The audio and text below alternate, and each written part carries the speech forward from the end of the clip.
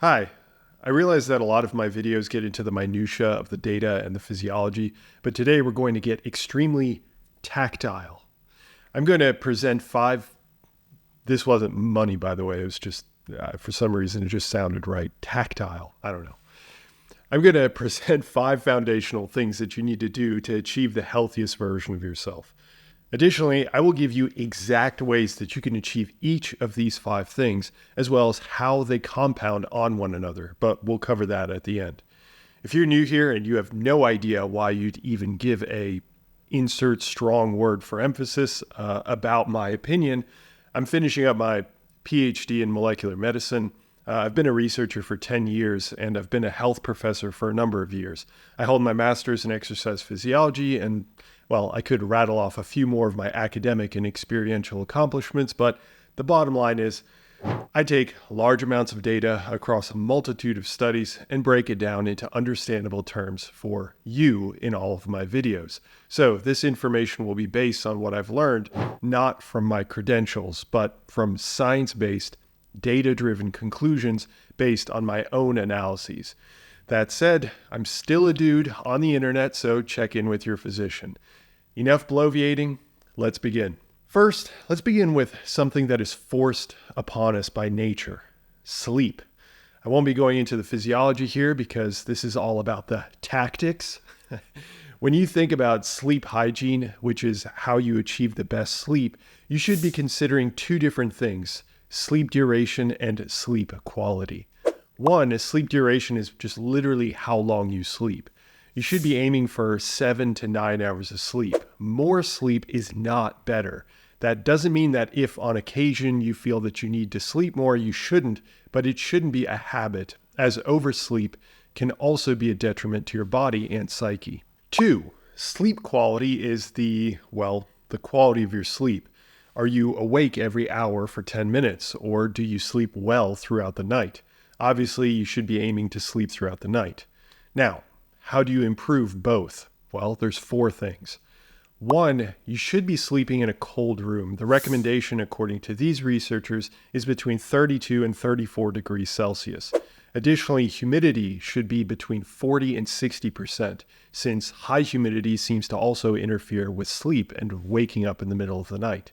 Two, you should be turning off all light sources, but especially blue lights, like an electronic screen, at least 15 minutes before sleep, and sleep in as total dark as possible.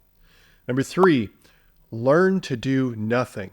When you are in bed for those 15 minutes after turning off all light sources, try not to talk or listen to anything distracting. Just learn to relax. Four, if you need to use an aid, alcohol is not suitable, nor is marijuana. I always love saying that. Or even pharmaceuticals like Ambien. Try melatonin, but you should be using an immediate release and an extended release formulation, not either or. Those are just four of several options, but I expect to release much more detailed content on sleep in the future. If you have other sleep tips, please post them in the comments so that others can benefit. Thank you. The second fundamental is LISS, or low intensity steady state cardio. This can be as mild as walking to jogging to biking to rowing to anything that you find enjoyable that you can do for, at minimum, 30 minutes a day, 5 times a week, at an intensity between 40 and 60% heart rate reserve. Okay, what is that jumbled mess that I just said? Heart rate what? Okay, heart rate reserve. It's an equation that is more accurate than basing exercise intensity off of another metric called heart rate maximum, which is what a lot of people do. I will have an automatic calculator in my free community if you want it to be figured out for you. I'd go into the math now, but if you're anything like me and you scream when math appears, I won't traumatize you. You have the resource at your disposal, though. And for those of you that are writing, what about HIIT, which is high intensity interval training? Yes, that will work as well. If you are more interested in misery and saving time, look up the word Tabata. It's a HIIT style, or HIIT style, that has been used and shown to work. I should note, though, that if you've been sedentary for a long time or have a heart condition, it's required that you see your physician first for a stress test. I say it's required for emphasis, but I mean, it's a free country. You do you. Fundamental number 3 is resistance training. While increasing endurance capacity is powerful and holds certain advantages not experienced with resistance training, there are some unique advantages to resistance training as well. For example, osteoporosis, general bone health, tendon and ligament health, as well as muscle health are all improved with resistance training in unique ways not true or as true for LISS endurance exercise that we described earlier. So, how do you go about it? You should be lifting weights or performing some form of resistance training at least twice a week, preferably at least once for your upper body and once for your lower body, but you'd likely reap better results by doing both twice, which you can actually still achieve by only lifting twice a week using a full body routine as opposed to a split routine. If this is all new to you, I will supply you with a document on how you can start. This can also be found in my free community. In general, if you're just starting out, avoid the arm exercises and generally avoid all exercises called isolation exercises and focus solely on compound exercises. You can look these up, or I'll just have several suggestions in my document for you. So we're talking about big movements like the big 3, the squat, the deadlift, the bench press. Those 3 alone will cover most of your bases as a beginner. Not only that, they'll supply you with the biggest health bang for your buck. Okay, you know a few exercises, but now you want to know what resistance and how many times that you have to lift it per session. Well, frankly, I don't think it matters. Just pick a weight that you can do with good form. You may have to record yourself or ask a personal trainer for help or go up to a jacked person and ask them for critique. I get asked all the time. Just kidding. My ego got away from me there. But seriously, most people are happy to be asked for a bit of advice. I probably wouldn't take any other advice like nutrition and training plan from them, but at least on form, they can definitely give you some pointers. Once your form is solid, just keep improving. Don't worry about the exact values, just improve every week that you resistance train, and eventually you'll hit the right resistance for you. Additionally, the number of repetitions for each exercise is pointless when discussing health. Just do it and increase either the resistance or the number of times that you lift it every week. That's what matters. If you're still lost, remember the form that I'm supplying you with gives you a solid starting point with more specifics. Fundamental numéro 4. Keeping your ApoB levels low. ApoB is a protein found on the vessels that carry your cholesterol around the body.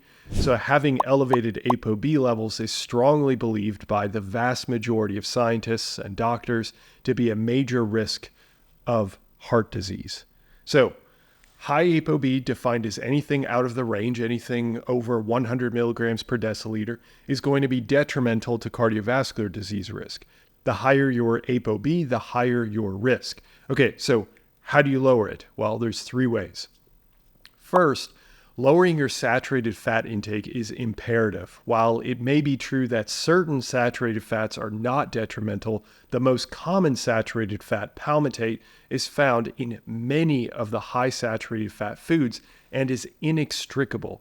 So, for exactness, lowering saturated fat to less than 10% of your total diet, determined quantitatively by your caloric intake, is going to help, especially if you have very high ApoB levels. I will supply you with a document for a step-by-step on exactly how to count your calories and determine your saturated fat levels accurately. And guess where you can find that? You nailed it, in the free community. Second, maintaining a healthy weight is critical for keeping ApoB levels lower. That said, this is a pretty nebulous term, healthy weight. So let's just simplify it. Use this chart, identify your height and weight, then ask yourself if you exercise regularly. If the answer is no, and you fall at or above 25, you are likely outside of the healthy weight range. Achieving a healthier weight is a much more complex topic that would require more depth than I can go into here. But one thing to keep in mind is that any nutrition style that you choose it should fulfill both of these criteria. One, is it effective? If yes, then move on to criteria 2. Is it sustainable? If no, find something else. If yes, try it. Third, lower your triglycerides. Sometimes triglycerides will track with ApoB levels, and higher triglycerides, as I mentioned to the Physionic Insiders in one of my analyses, are linked to smaller ApoB vessels, which tends to be then more numerous because they're smaller. So, controlling triglycerides can also, by indirect means, reduce ApoB. If you're interested in more on that relationship, check out my Insiders program. I go into much more detail on why this happens and other things to watch out for and implement. And you'll get access to my private Insider podcast, seminars, and much more. All of which means that you get all the data packaged together for you with applicable takeaways. I'm not saying you have to do it, but I'm 100% saying it's the easiest step to improving your health, and the return on investment is huge. You can find the link in the description. Fundamental number 5 is next, and then I'm going to put all of this together for you because there are a few other principles that you should be aware. Anyway, number 5 is keeping an eye on your HbA1c. This is a marker of your long-term blood sugar levels and diabetes risk, and you normally want to keep that value ideally below 5.7. Fortunately, the first 2 tips for the ApoB section also apply to HbA1c, but I would likely rank healthy weight as the number 1 priority. That all said, I realize this can be pretty overwhelming, and that's why I created a 157-step program that, for the low price of $6.99, I'm just kidding. But that first part is true. This can be overwhelming, and if you're new to all this, seriously, just pick 1 or 2 and work on those for 3 months. Then slowly introduce a few others and so on. Because in truth, each one of these foundations will have significant positive impact on your life. By combining all of them together, will just about guarantee a healthier body than 99% of people. Not that it's a competition, but as a reference point. For example, exercise, either type, will lower ApoB and HbA1c, and it will improve sleep. Or sleep will reduce HbA1c and improve exercise benefit. Or even areas that we haven't discussed, like blood pressure, are improved by almost all of these changes. You see, it's all intertwined. So just taking it one step at a time is critical because, as a last point, something I've been saying for a long time, none of this information is useful to you if you can't sustain it. Go slow and consistent like the tortoise in the race and win. And with that, be sure to take advantage of the free resources. Till next time, bye.